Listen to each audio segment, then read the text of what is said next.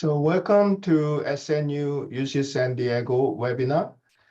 Today, we are very happy to Professor Eleanor Choi from Hanyang University.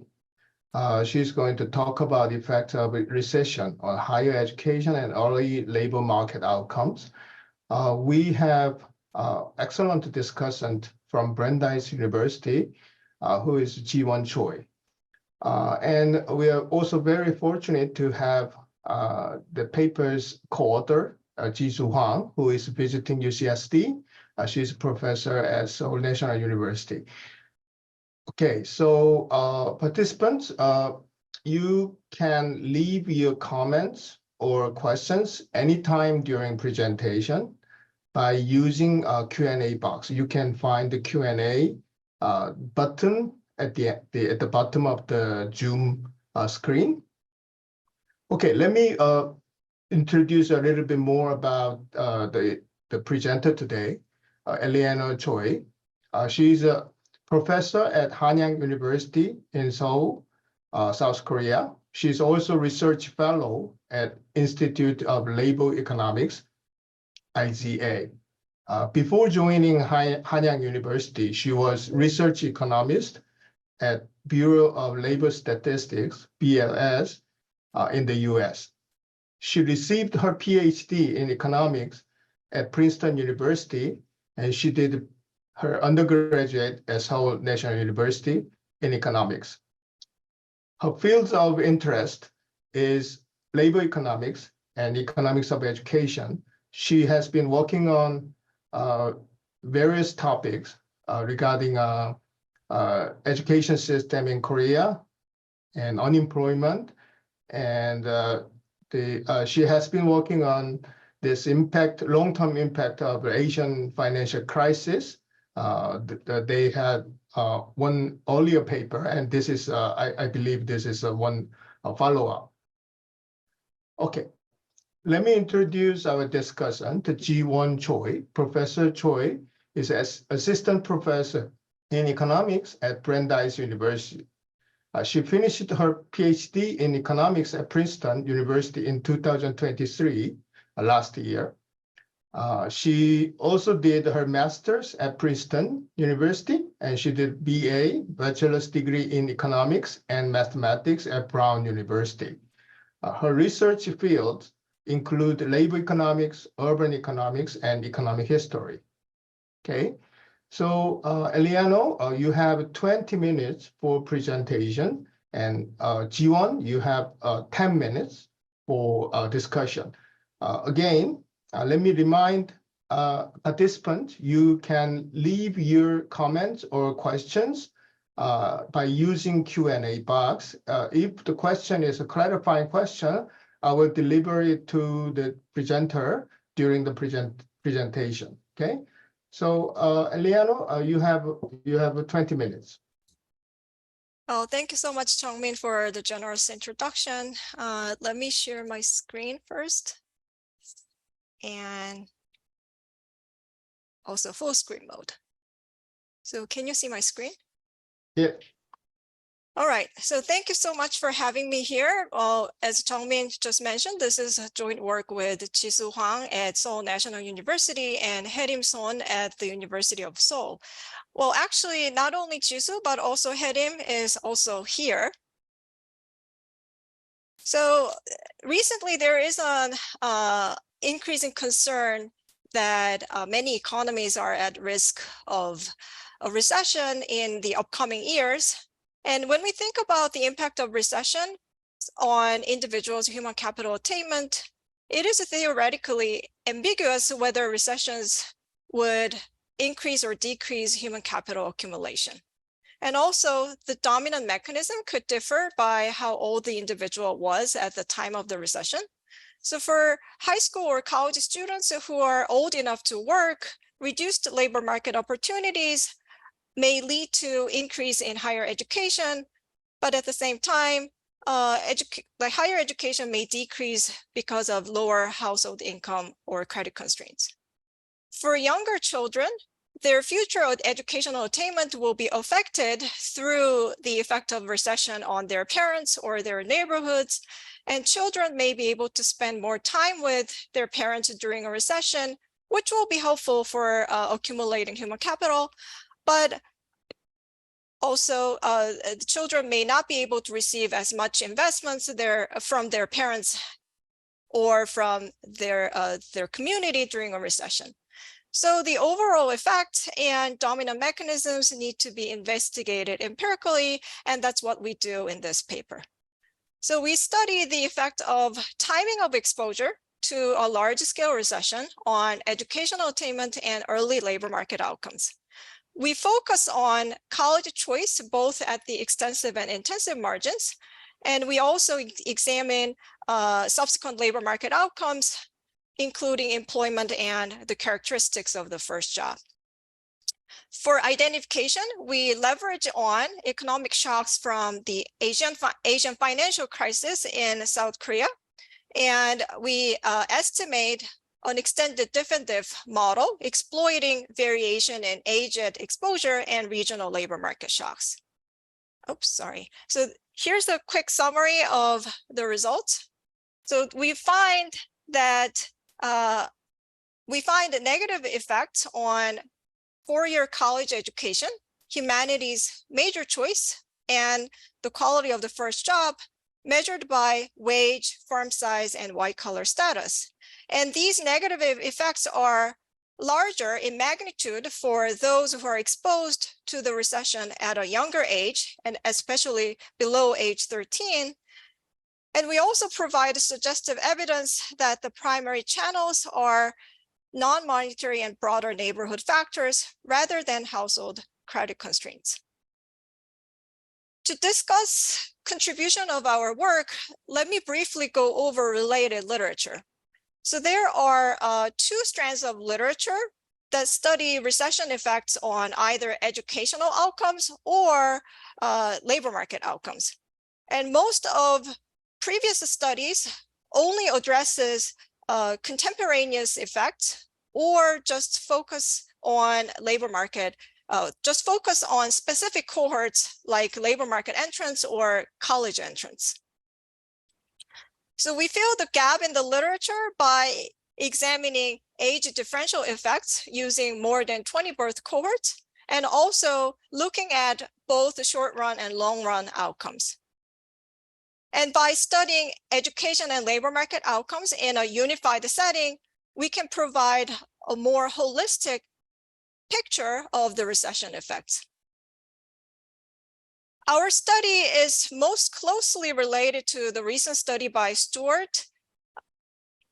And this Stewart's study investigates the long run effect of the 1980 recession in the US. And the results on college education and earnings are pretty much similar to ours.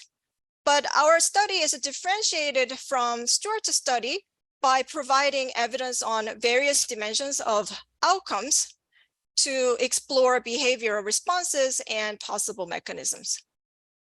And lastly, our study also complements research on the role of early life environment and adult outcomes in general. So let me give you some background on the Asian financial crisis in South Korea. I'm going to call the Asian financial crisis AFC sometimes throughout the talk. So the AFC triggered the historic recession in South Korean economy starting from the fourth quarter of '97. And this recession is known to be the worst so far since the Korean War. And the crisis, as well as the subsequent recession, were largely unexpected because of sound macro indicators until the second quarter of '97. The economy started to pick up pretty quickly from the first quarter of '99, and until full recovery, it took about 3 years. So the economic downturn was pretty sharp. The severity of the recession was uneven across the regions. And we measure recession severity by the increase in annual unemployment rate between 97, and 99 in each region. And there are 16 regions, including 9 provinces and 7 major cities in South Korea. And in terms of size, these regions are comparable to the commuting zones in the US.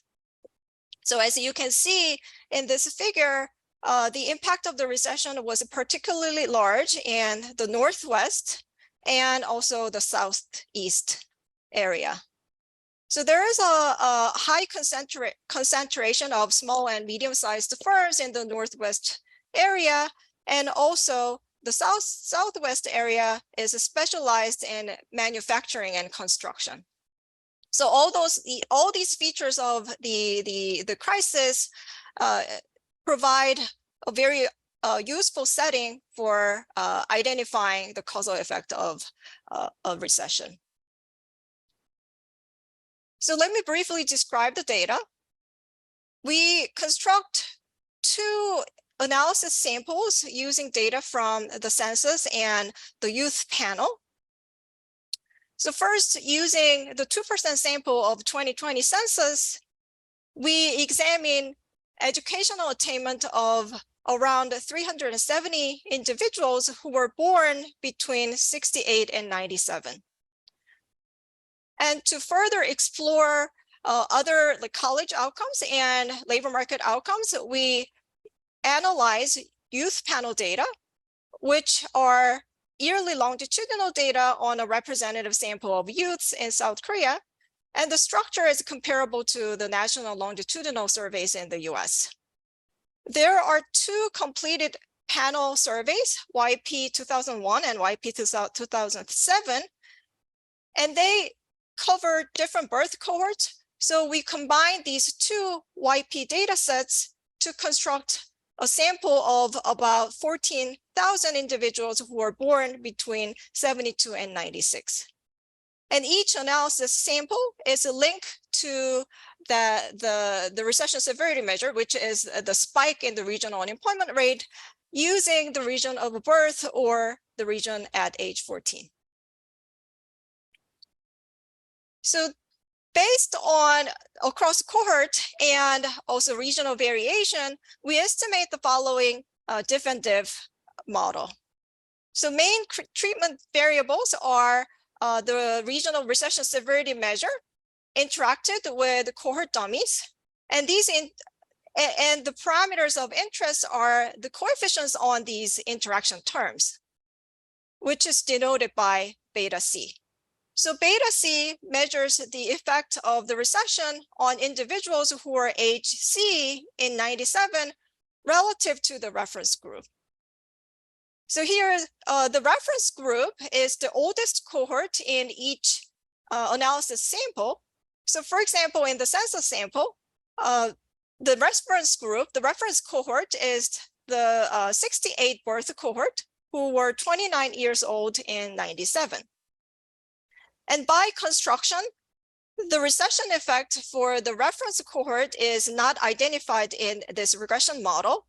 And if that effect is negative, then any negative estimated effects that I'm going to show in the rest of the talk will be lower bound estimates. And given the fact that this estimation framework is basically diff and diff, the usual parallel trend assumption should be satisfied for identification of causal effect. And given the fact that the time dimension is across the cohorts, parallel cohort trend assumption is needed for causal identification. So let's turn to the results.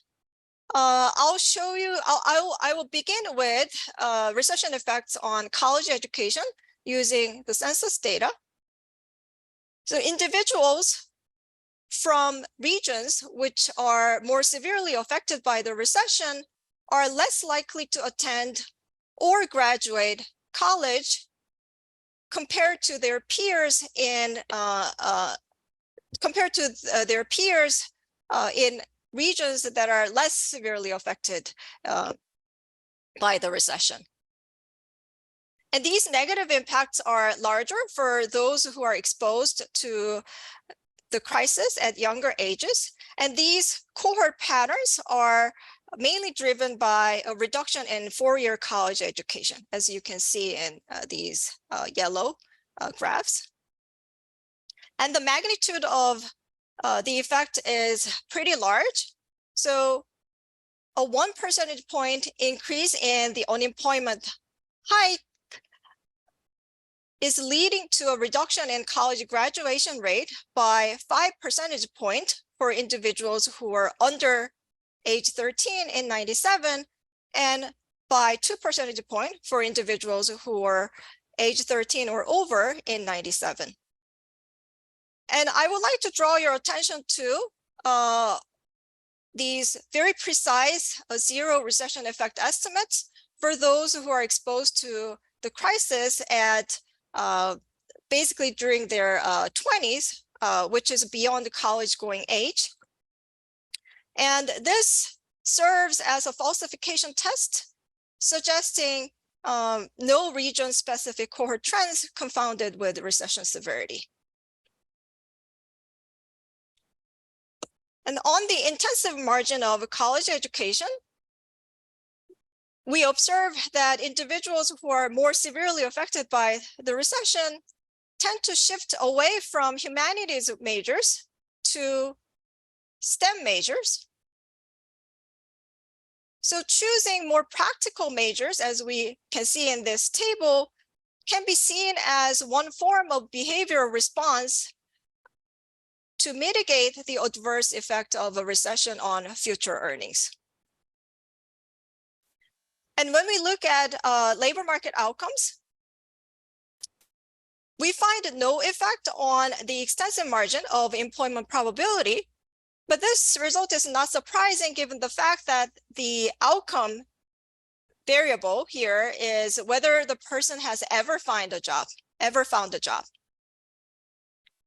But we observe that individuals start their first job at a younger age when they are exposed to a more severe recession, and this result is consistent with a reduction in college education. More importantly, we observe negative effects on quality of first job, which is measured in terms of earnings, the probability of working at a firm with 300 or more employees, and the probability of having a white-collar job. Okay. So these results, in order to interpret these results as causal effect of recession, we need parallel cohort trend assumption, as I mentioned earlier. And the major threat are endogenous selection into region of birth, or some confounding region-specific trends that occurred before the recession or during the recession. So we conducted a bunch of robustness checks, and the results from these internal validity exercises suggest that our recession effect estimates are unlikely driven by selection or these confounding factors. So for the sake of time, I will show you specific results from these exercises when there is a question. And before we conclude, I will talk about possible mechanisms. So first, we provide potential explanations for negative recession effects. We consider the following scenarios: household credit constraints, non-monetary factors, such as family instability, and the decline in community level inputs, like quality of neighborhoods or schools. So we conducted further analysis, and results from these analysis do not support the household credit constraint story, which is a little bit surprising. For example, we find no heterogeneous effect by parental education, which is used as a proxy for household resources. And we also find no evidence of reduction in parental monetary investment. So when we consider private out of education during secondary school, which is the major spending which is the major form of educational investment in South Korean households, we find no effect on the extensive margin. And when we look at spending on out-of-school education, we even see an increase in the expenditure, which we can interpret as another form of behavior response that can potentially mitigate adverse recession effects. For non-monetary factors, we consider family instability, and we observe a slight increase in parental divorce due to the crisis in the YP sample. And similarly, when we look at regional data, we observe that there was a higher increase in divorce rate due to financial reasons in regions where the AFC shock was larger.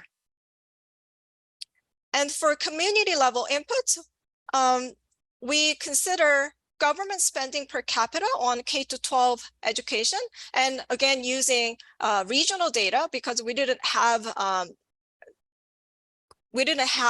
informative variable in the YP sample or the census sample. But in the regional data, we find a weak evidence that the growth in government educational spending is slower in regions with more severe AFC shocks. So before we conclude, I will briefly go over possible explanations for age differential effects, which is a different story from the negative recession effects. So we consider the following stories for why we are observing a larger negative impact for younger cohorts. So first, for individuals who are not old enough to work, there is no contemporaneous labor market substitution effect which can offset the negative income effect. And second, younger ages may be critical periods in human capital development, which is emphasized in the literature on life cycle approach to skill formation. And lastly, even without critical period in skill formation, the longer exposure to after effects of AFC, like parental divorce, could result in a larger dose of the treatment among younger children.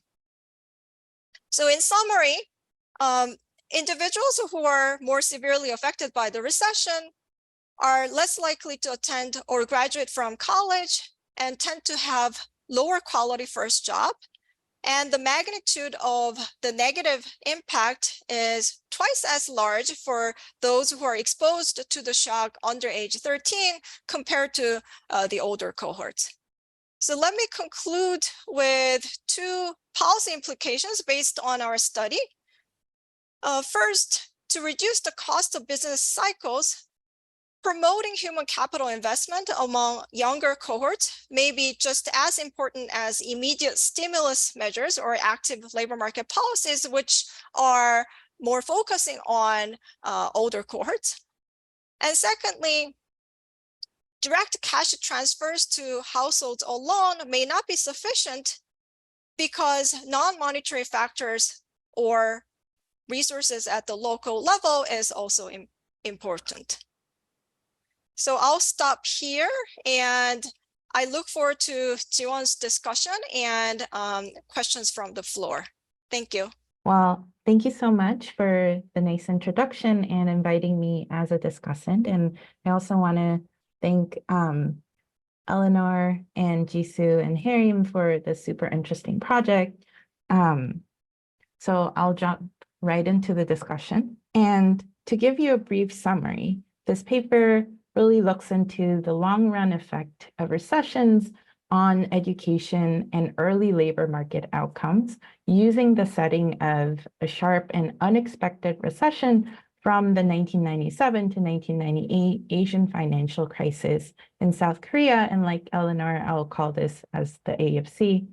And this paper really exploits two sources of variation. So the authors exploits not only the regional variation in the recession severity, but also adds in the variation in the age at the exposure to think about how the AOC affected education and early labor market outcomes for the young individuals. And for the data, the authors use South Korean census as well as the youth panel for looking into the sample of individuals who are aged between 1 to 29 during the Asian financial crisis.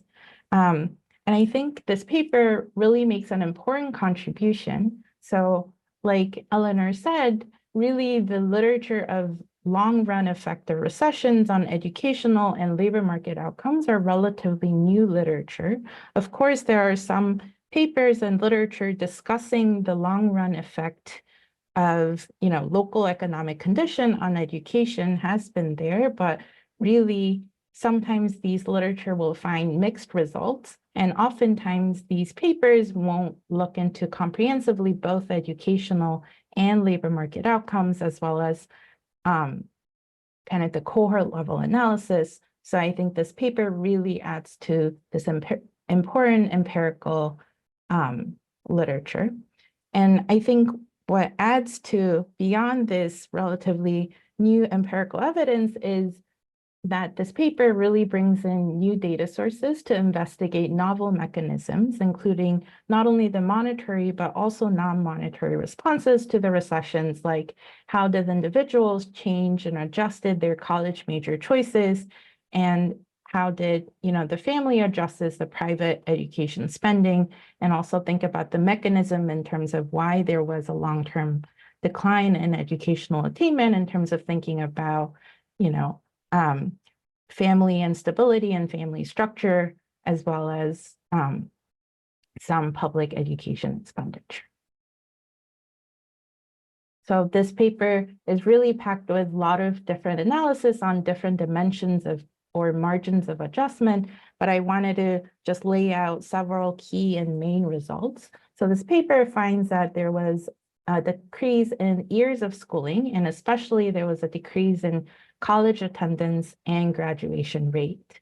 And there was also a finding that the AFC was associated with the decline in the quality of the first job that's measured by, whether they work in a large firm or they work in a white collar occupation. And like Eleanor said, the effects are really qualitatively similar across cohorts, but there is a stronger effect among younger cohorts.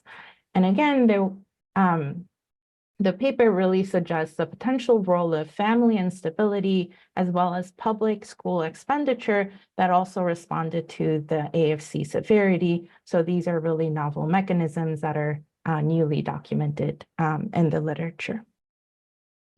And I wanted to discuss and maybe make suggestions for 3 points that I found really interesting and potentially important contribution to the literature. The first is migration as a mechanism, and the second is trying to understand kind of the stronger income results from younger cohorts that are starkly potentially different from other educational or labor market outcome. And then I'll conclude with some discussions about the IB strategy that the paper is discussing. First of all, I wanted to point out that potentially one interesting margin of adjustment might be actually migration responses. So during the Asian financial crisis, there were some population movement during this period in South Korea. So there were potentially out-migration from high AFC regions into low AFC regions, which have been kind of discussed from the population statistics and the popular news media before.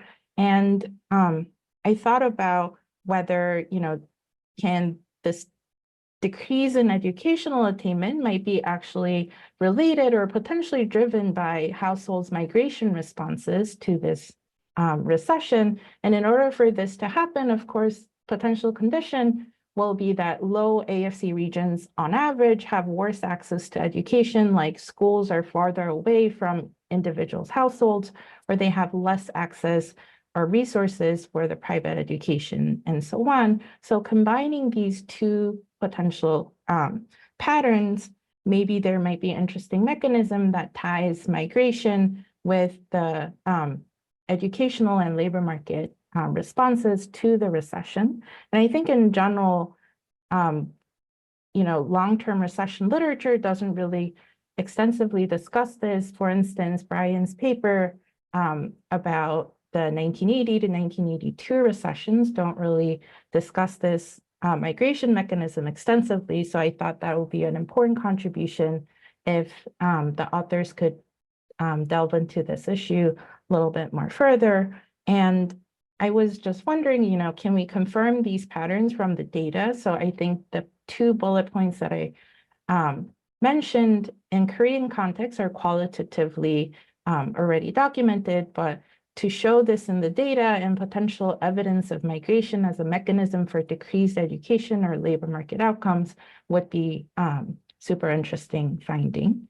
And even though I think migration is really important for the mechanism discussion, but I wanted the author to maybe potentially discuss whether these migration responses could potentially affect the difference in differences estimate. If those individuals initially in the low AFC regions are potentially affected by the population inflow, then maybe we have to be a little bit careful about whether this affects the DID estimate and so on. And the second point that I found really interesting is that many results in the paper were consistently pointing that the AFC was associated with decrease in educational and labor market outcomes across all cohorts, even though the effects were stronger for the younger cohorts. But what I found really interesting is that for the log of monthly earnings or earnings results, I find that even starker. So if you look at, relatively older cohorts between 16 to 22, we don't find much impact on earnings or the effect of AFC on earnings.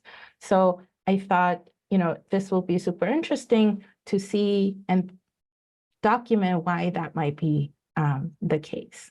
And the reason that I think it's really important is that this is also a similar pattern that's to my reading of Brian's paper, is that this is similarly documented in, this paper looking at the long run effect of recession on educational and labor market outcomes. So confirming the pattern and potentially exploring this mechanism might be a really important contribution.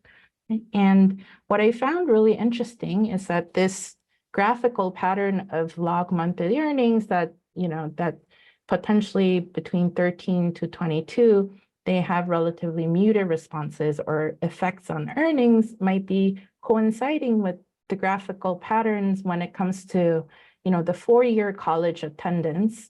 So the top one with the square graph is the 4-year college attendance results. So I thought that that was like graphically very similar. So I wondered whether this pattern is really driven by the 4-year college attendance. And also one potential relevant margin is that maybe college attendance didn't have much earnings gain during the recession. What I mean by that is maybe even if you had the college attendance, if you go into the job market right around the recession, that earnings gain from the college diploma might not be that strong. And I think that really connects well to Eleanor and Hanyang and Choi's the previous paper on kind of the scarring effect of the Asian financial crisis. Here we're seeing that, the individuals who went into job market right around the Asian financial crisis were negatively affected in terms of employment and earnings outcomes. So this might be potentially really related to these patterns that we find potentially in null results on the earnings. And lastly, I wanted to talk about the IB strategy. So the paper carefully goes through different exercises to think about the threats to internal validity. And one exercise the authors do is the IV estimation, where they're using the ship share IV strategy, using the regional industry composition, as well as the industry level employment decline during the AFC. And what they find is qualitatively really similar to what we've seen in the talk, but much noisier results. And I thought this might be potentially driven by kind of the first stage estimation being potentially a regional level regression. So it may lose a lot of statistical power. So I thought maybe we can do similar exercise using just including the flexible controls for initial share of manufacturing or other heavily affected industry in the region. Maybe that's going to do the similar type of robustness exercise without losing so much statistical power. Thank you so much. Again, it was a super cool paper, and I look forward to seeing it in publication. Thank you. Thank you very much, Jawon. So participants, you can leave your questions or comments in the Q&A box. Okay, so before we listen to Eleanor's responses, any panelist, the Moonsop? You're the only non-co-author panelist here. Yeah, Jawon and Jawon, thank you so much for a great presentation and discussion. So, I was the age of the 12 or 13 when the Asian financial crisis hit South Korea. So I was basically thinking about my own experience, the family's experience, the changes in the neighborhood. So it was super interesting to think about. So the one question I have is about the different dip. So in the different dip, we always compare the winners and the losers. So the mirror image of the worst outcome for the people living in the high AFC area are basically the better outcome for the students, the people living in the low AFC area.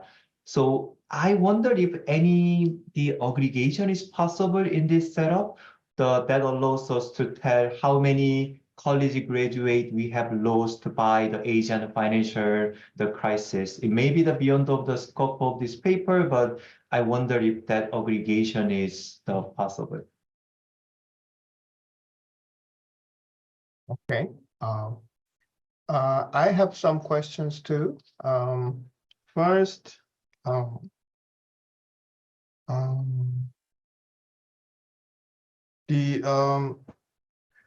I think the unemployment rate, you exploit a variation across cohorts. I think this is very important for your identification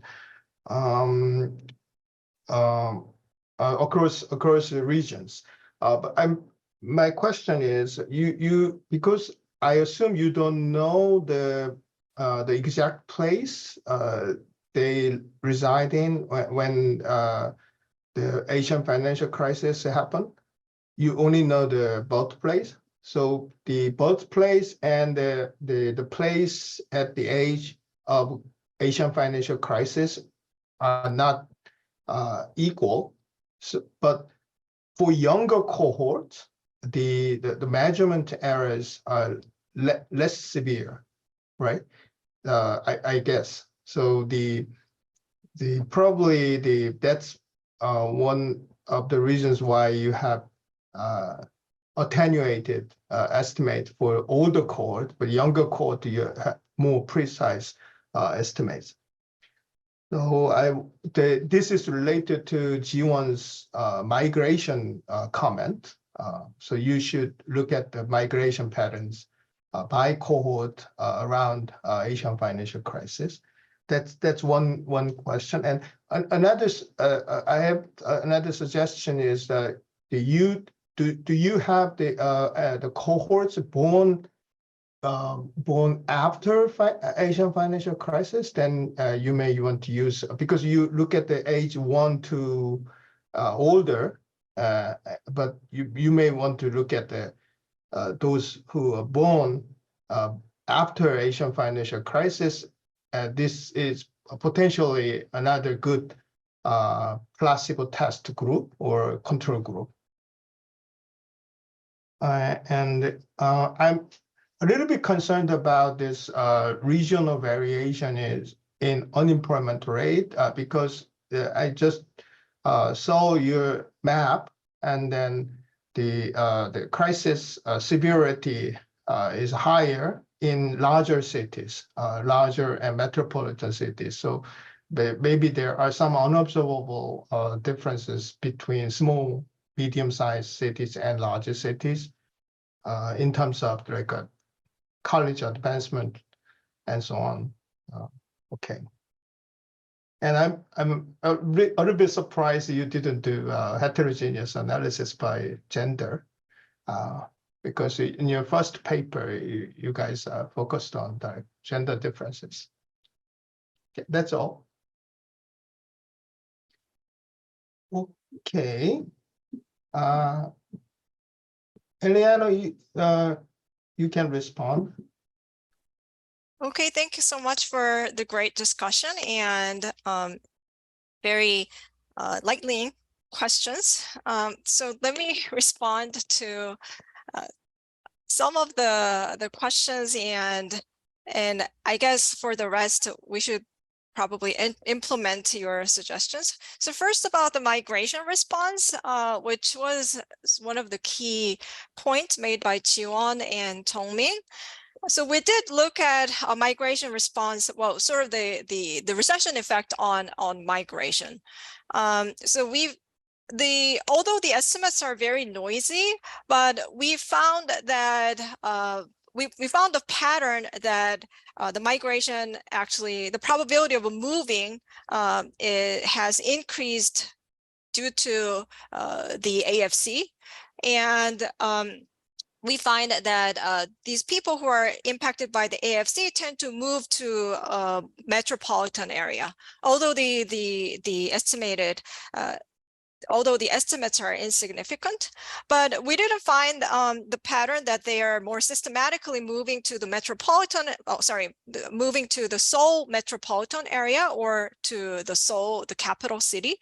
But this imprecise estimates suggest that there is migration to the metropolitan area in general, but not necessarily the Seoul metropolitan area. But given the fact that as Jongmin just mentioned, the AFC shock tend to be larger in larger cities than the rural areas, that may align with what Jawon pointed out, that the migration from low AFC regions to so this migration pattern is basically migrating from low AFC regions to high AFC regions, and that could partly explain the negative impact on educational outcomes if these metropolitan or high AFC areas has a worse educational environment. But we have to check that out more closely, as Jawon suggested.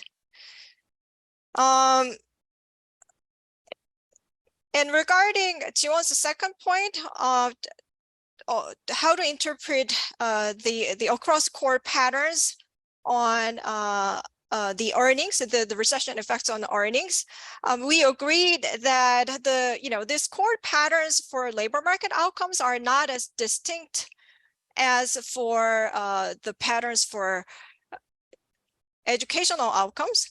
And we actually have a short paragraph in the paper that labor market outcomes are affected by the immediate labor market shock, as well as the indirect effect through the educational outcomes. And these are all mixed, and sometimes we may not be able to see very clear diminishing negative impact for older cohorts, but we agree with Jawon that maybe we should more closely look into why we're observing this like damped pattern, and try to provide at least like one or two potential explanations, I think, which will be helpful to address like the concerns or the questions from the audiences. And Jawon, thanks for pointing out the sort of the alternative way of implementing the shift share IV strategy. I mean, that was one of our major concerns, that we did find very similar estimates and magnitude, but basically all the shift share IV estimates are insignificant. But I appreciate your suggestions of using like the initial share of manufacturing rather than just like the regular shift share instrument. And I appreciate Moonsop's point. I guess like Moonsop has like 2 points, whether we can more, sort of think about this definitive setting by having just like a simpler classification of high AFC regions versus low AFC regions, rather than having sort of the continuous well, like the numerous, like the continuous measure of recession severity. I mean, we once like tried this like high versus low AFC region comparisons and during our analysis, and we found a pretty similar estimates to the estimates that is shown during the presentation. And in terms of the back of the envelope calculation of how many college graduates are lost because of the AFC, we haven't tried that, but it will be useful to calculate to facilitate our communication with like the more general audience. So thank you for your point. And Tongmin made several very useful suggestions. We should think about the measurement error problem and the attenuation bias, which would be potentially higher for older cohorts. So I appreciate that point. And Tongmin's second point about using like the even younger people who were born after the AFC, I mean, for those people, we don't have enough outcomes. So like our youngest cohort is like some of them may still be in college, given the fact that our youngest cohort is age 24 as of the year 2020 in our analysis sample. So we actually have this like robust check analysis of just restricting to people who are old enough to graduate college and find a similar effect. But if we add like even younger cohorts, then these people haven't even finished their higher education, some of them. So I think we should leave that exercise until several years later. And Tongmin's last point about analysis by gender, we did perform analysis by gender. So when we split the sample for males only and females only, we actually found that individuals' baseline characteristics are not orthogonal to the recession severity. So basically, the internal validity was not guaranteed in the gender-specific sample, so we decided not to pursue this direction at a very early stage of this research. Well, compared to my previous work joined with Herim, we looked at family formation outcomes. So it was more important to conduct analysis by gender. But in this paper, we're looking at educational attainment and like early career outcomes. So I think, well, just focusing on the effects of all people would not harm much of the story. So thank you so much for all the great comments, and I look forward to further questions from the floor. Okay, thank you very much. Jisoo, Harry, do you have anything to add? If there are no, I mean, if we could have more questions, but I had a couple of thoughts from in listening to your comments and the discussion. Thanks again for the great discussion, by the way.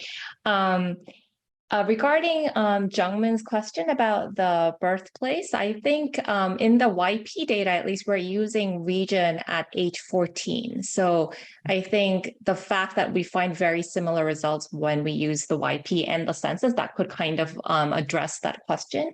And also about using cohorts that were not even born yet at the AFC. Jawon and Harim, I think we did talk about this before, but we actually decided not to do it at that time for the reason that fertility itself can be endogenous to the AFC shock, that people who decide to have children after being affected by AFC, that could be endogenous. I mean, even despite the fact, I guess we could have try that exercise for a limited set of outcomes, but I think that was the reason why we didn't actually use that as a placebo group.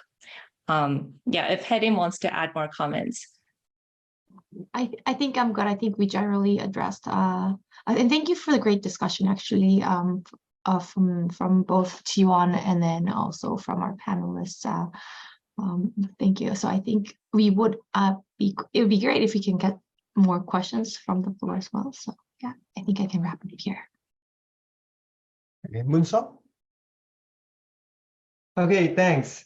So, I mean, I'm a macroeconomist, so I always think about the aggregate effect. So, I mean, if you can provide the back of envelope calculation, yeah, that'd be great to the broader audience. Thinking about another aggregate effect. So now we are thinking about the missing generation of the college-educated workers by the Asian financial crisis. I mean, I teach Korean economic class. I often say that we may be seeing the evidence of the over-education in the case of the Korea. So suppose that before the Asian financial crisis, we had the over-education, we had too many college graduates. So then this Asian financial crisis may have a cleansing effect. So meaning that only talented students are gonna enter to the college. Now we have a lower number of the college educated workers. But I mean, their average talent could be higher, I mean, through the low-E channel, or it will be even higher if we had the over-education before the Asian financial crisis.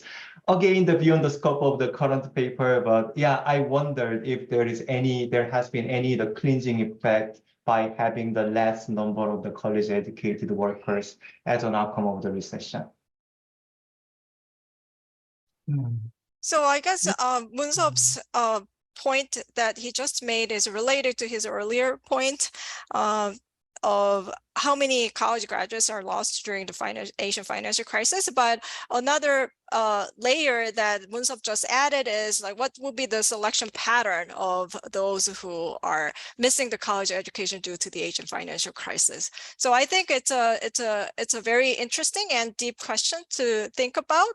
And I guess it's a very natural question from a labor economist. When we think about like the recession, we like macroeconomists often talks about cleansing effect in the labor market, but now, you know, he brings that point into this like higher education, whether there's a cleansing effect in the education, in higher education. But we haven't looked at like, you know, this like the selection pattern of missing college graduates. But I guess our concern is that